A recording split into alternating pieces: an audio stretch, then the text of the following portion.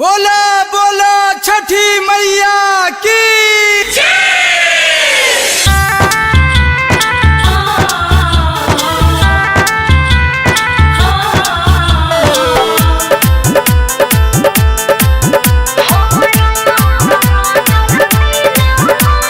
Music by Mantu Manish. बारूद बड़ Chhath book मत जा सैया के कहल न तुमार ए धनी बारूद बड़ छठ बुक मत जा सैया के कहल न तुमार बारुआ न जान कुछ जानत नहीं कुछ संगे में देबू हमरो के पेरे हमरो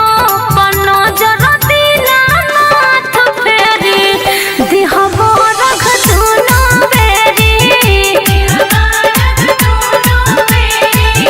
दिहबो रख दुनो बेरी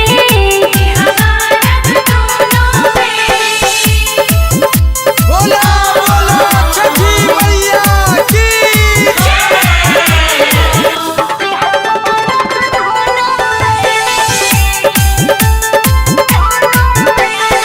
दियरिया पियरिया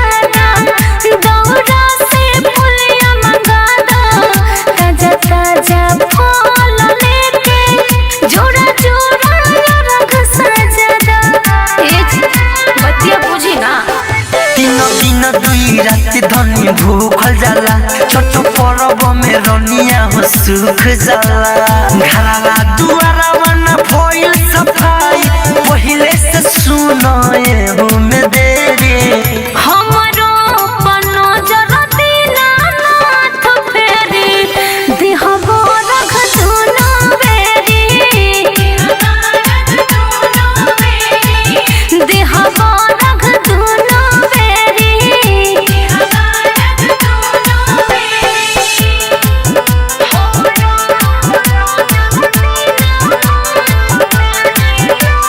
म्यूजिक बाय मंटू मनीष।